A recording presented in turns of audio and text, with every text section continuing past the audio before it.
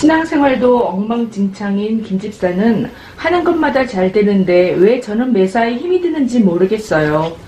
예수를 믿고 신앙생활을 열심히 하면 만사 형통까지는 아니더라도 뭔가 조금은 변해야 하는 것 아닐까요?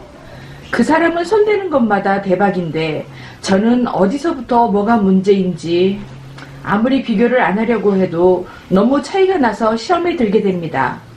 제 신앙이 완벽하다고 말하는 것은 아닙니다. 그렇다면 김집사 신앙은 잘된 것인지, 김집사뿐 아니라 예수님 믿지 않는 세상의 사람들도 저보다 잘 나가는 사람은 어찌 해석을 해야 하는 것인가요? 너무너무 괴롭습니다.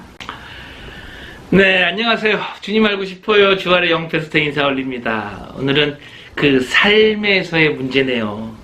늘 주변에도 이런 고민으로 상당히 많은 분들이 시험에 들고 심지어는 교회도 막 떠나시는 분들이 계시죠. 성경에도 이와 같은 내용이 여러 군데 나와 있습니다.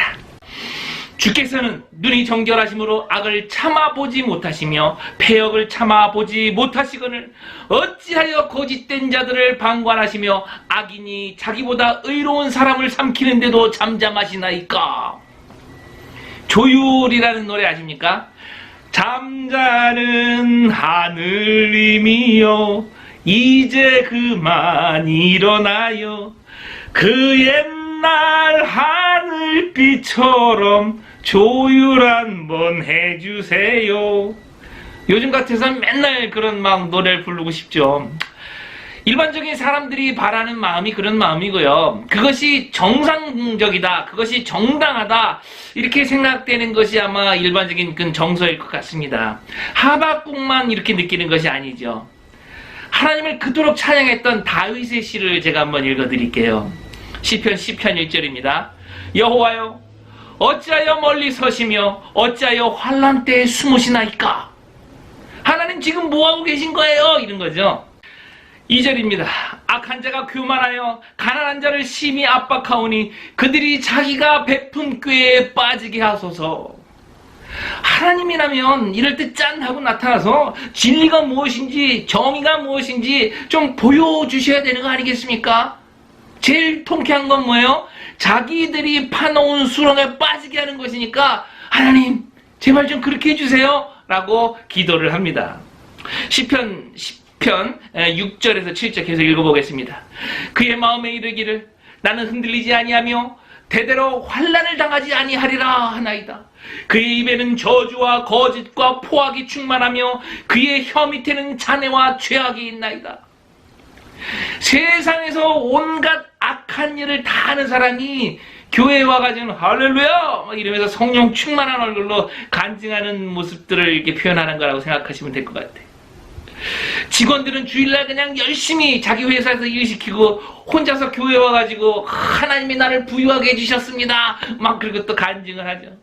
힘없는 자들 약한 자를 넘어뜨리고 자기와 자기 자신 주위에 있는 사람들은 다 세워놓고 하나님께서 기업을 확장시켜 주셨습니다 또 이렇게 간증하시는 분들도 계시죠. 창언서에 보면요, 의인에게는 어떠한 재앙도 임하지 아니하려니와 악인에게는 앙화가 가득하리라. 재앙과 화, 앙화. 성경 말씀이 하나도 맞지 않는 것 같습니다. 전도서 8장 13절 악인은 잘되지 못하며 장수하지 못하고 그날이 그림자와 같으리니 이는 하나님을 경외하지 아니함이로다. 성경을 읽고 위로를 받으려고 했는데 오히려 성경을 읽고 이거 내가 악인인가? 그래서 내가 하나님으로부터 저주를 받나? 혹시 이렇게 생각할지도 모르겠습니다. 뭔가 좀 하나님께서 속 시원하게 보여주셨으면 좋겠는데 성경은 오히려 이렇게 얘기를 합니다. 한번 들어보세요. 시편 37편입니다. 악을 행하는 자들 때문에 불평하지 말며 불의를 행하는 자들을 시기하지 말지어다. 불평금지, 시기금지. 그들은 풀과 같이 속히 배임을 당할 것이며 푸른 채소같이 쇠잔할 것이미로다. 하나님 도대체 언제예요? 제가 그 전에 죽을 것 같습니다. 3절 보실까요? 여호와를 의뢰하고 선을 행하라. 땅에 머무는 동안에 그의 성실을 먹을거리로 삼을지어다. 37절, 7절, 8절도 읽어드릴게요. 여호와 앞에 잠잠하고 참고 기다리라. 자기 길이 형통하며 악한 꾀를 이루는 자 때문에 불평하지 말지어다. 분을 그치고 노를 버리며 불평하지 말라. 오히려 악을 만들 뿐이리라. 이걸 한마디로 말하면요, 악을 악으로 대하면 나 여호와는 너를 악하다라고 말할 것이다, 이런 말씀인 것입니다. 답답하시죠? 이제 하나씩 풀어보도록 하겠습니다. 형통하면 이제 생각나는 사람이 바로 창세기의 요셉이라는 사람일 것입니다. 구덩이에 빠져도 살아남고 노예에 팔려가도 가정 총무가 되고 억울한 누명을 쓰고 감옥에 들어가도 간수장의 신임을 받아서 관리하는 일을 하게 되고요. 결국에는 한 나라의 총리가 돼서 나라와 민족과 열방을 구하는 그런 사람으로 존경을 받게 됩니다. 그래서 수많은 역경을 이겨내고 총리가 된 요셉을 형통이다라고 해석하시는 분이 혹시 계시면 그건 아니죠. 그럼 하나님을 모르는 총리보다 더 높은 그 왕은 도대체 뭐가 되나요? 성경이 말씀하시는 그 형통이란 감옥에 갔다 할지라도 하나님이 함께 계시고 하나님의 계획 안에서 쓰임받고 같이 주님과 동행하는 삶, 그 삶을 형통이라고 하는 것입니다. 창세기 39장 2절, 여호와께서 요셉과 함께 하심으로 그가 형통한 자가 되어 그의 주인 애굽 사람의 집에 있으니. 창세기 39장 23절, 간수장은 그의 손에 맡긴 것을 무엇이든지 살펴보지 아니하였으니 이는 여호와께서 요셉과 함께 하심이라. 여호와께서 그를 범사에 형통하게 하셨다. 그래서 감옥에 있는 요셉을 형통이라고 하는 거고요. 누가 봐도 겁쟁이인 기드온을 용사라고 하는 것입니다. 창세기 49장 22절, 요셉은 무성한 가지 곧 샘 곁에 무성한 가지라. 그 가지가 담을 넘었도다. 샘 곁에 있는 나무는 이 추운 겨울을 잠시 몸을 움츠리지만 뿌리에서 빨아들이는 그 물줄기로 언제든지 가지를 뻗어내는 나무가 되는 것입니다. 그것을 시편 1편에서는 형통이라고 하는 거죠. 그는 시냇가에 심은 나무가 철을 따라 열매를 맺으며 그 잎사귀가 마르지 아니함과 같으니 그가 하는 모든 일이 다 형통함이로다. 또 이제 아삽의 시를 읽으면요, 더 확실한 말씀을 제가 드릴 수 있을 것 같습니다. 아삽이 어떤 사람이냐 하면요, 지금으로 말씀드리면 그 찬양 사역자라고 생각하시면 될 것 같습니다. 시편 73편입니다. 하나님이 참으로 이스라엘 중 마음이 정결한 자에게 선을 행하시나 나는 거의 넘어질 뻔하였고 나의 걸음이 미끄러질 뻔하였으니. 이 시험에 들 것 같다라는 말입니다. 그 이유가 뭔가요? 3절입니다. 이는 내가 악인의 형통함을 보고 오만한 자를 질투하였음이로다. 아삽도 제가 처음부터 지금까지 이야기한 이런 연유로 인해서 시험에 들었습니다. 4절부터 12절까지는 악인들의 그 형통을 아주 상세하게 고발하고 있습니다. 4절 보겠습니다. 그들은 죽을 때에도 고통이 없고 그 힘이 강건하며 세상에 죽을 때에도 고통이 없이 죽는답니다. 5절입니다. 사람들이 당하는 고난이 그들에게는 없고 사람들이 당하는 재앙도 그들에게는 없나니 가난, 질병, 재앙 이런 것과는 그들과 관계가 없어 보입니다. 오히려 기도하고 예배드리는 나한테만 찾아오는 것 같습니다. 6절입니다.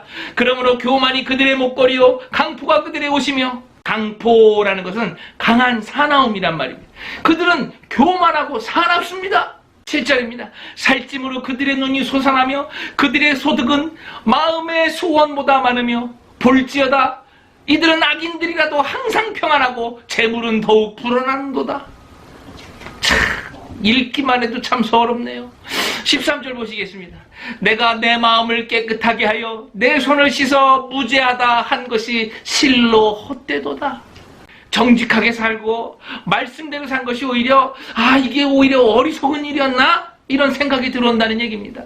16절 내가 어쩌면 이를 알까 하여 생각한즉 그것이 내게 심한 고통이 되었더니. 도대체 하나님의 뜻은 무엇일까? 고민하여 시험에 들고 고통스러워했는데 17절에 드디어 답이 나옵니다. 하나님의 성소에 들어갈 때야 그들이 종말을 내가 깨달았나이다. 기도하고 묵상하고 하나님의 임재 속에 들어가 보니 이 땅의 것들이 다 전부가 아니다라는 것을 깨닫게 된 것입니다. 18절 19절입니다. 주께서 참으로 그들을 미끄러운 곳에 두시며 파멸에 던지시니 그들이 어찌하여 그리 갑자기 황폐하게 되었는가 놀랄 정도로 그들은 전멸하였나이다. 그들은 일어설 수가 없어요. 미끄러워서. 그들이 언제 이렇게 황폐가 됐지? 왜 이렇게 갑자기 황폐하게 됐지? 그들이 완전히 전멸이 됐다라는 얘기입니다. 마태복음에도 예수님은 이렇게 말씀하십니다. 몸은 죽여도 영혼은 능히 죽이지 못하는 자들을 두려워하지 말고 오직 몸과 영혼을 능히 지옥에 멸할 수 있는 일을 두려워하라. 권력 무서워하지 말고, 돈 무서워하지 말고, 세력 무서워하지 말고, 우리를 지옥에도 넣으실 수 있고 천국에도 집어넣으실 수 있는 여호와 하나님을 두려워하시기 바랍니다. 이 모든 것을 알게 된 아삽의 고백을 조금 더 보시기 바라겠습니다. 21절 22절 내 마음이 산란하여 내 양심이 찔렀나이다. 내가 이같이 우매무지함으로 주 앞에 짐승이어나. 이제까지는 김집사가 악인이고 나는 진짜 억울한 선인 줄 알았는데 김집사도 악인인데 나도 악인이었어. 나도 죄로 말미암아 지옥에 가야 한다는 것을 깨닫게 된 것입니다. 형통이란 무엇일까요? 형통이란 주님이 나와 함께 하시는가 아닌가 이것에 의해서 결정이 나는 것입니다. 27절 무릇 주를 멀리하는 자는 망하리니 음녀같이 주를 떠난 자를 주께서 다 멸하셨나이다. 하나님께 가까이 함이 내게 복이라. 내가 주 여호와를 나의 피난처로 삼아 주의 모든 행적을 전파하리다. 할렐루야. 하박국도 마찬가지입니다. 하나님의 계획이 무엇인지 알고 동행하는 사람은 이런 고백을 하게 되는 것입니다.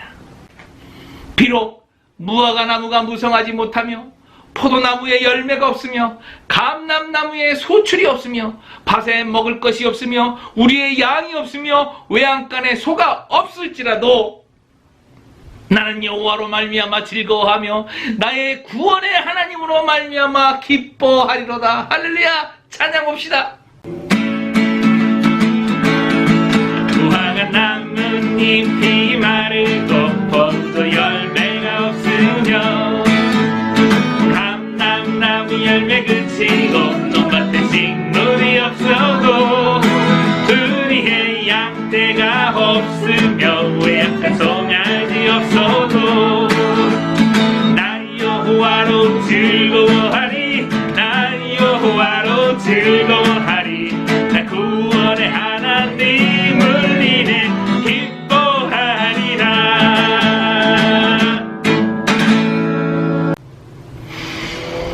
말씀을 맺도록 하겠습니다. 분명 오늘은 어려움과 고통과 시련인 것이 분명한데 지나고 보니 그것이 축복이었더라 하고 고백할 그날이 반드시 오는 것입니다. 하나님과 동행하며 살아가시는 분에 한해서 말이죠.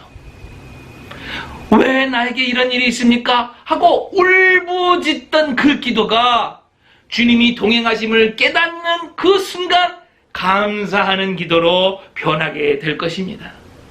그리고 내 중심으로만 보았던 이 불만스러웠던 세상이 하나님의 눈으로 다시 볼 때 다시 한번 우리 같이 주님을 찬양하기 원합니다. 하나님의 말씀을 그대로 믿는 자를 근본주의자라고 합니다. 그리고 그 말씀대로 살아가는 사람을 경건주의자라고 하는 거죠. 사랑하는 주와 가정 여러분, 여러분은 어떤 모습으로 살아가시렵니까?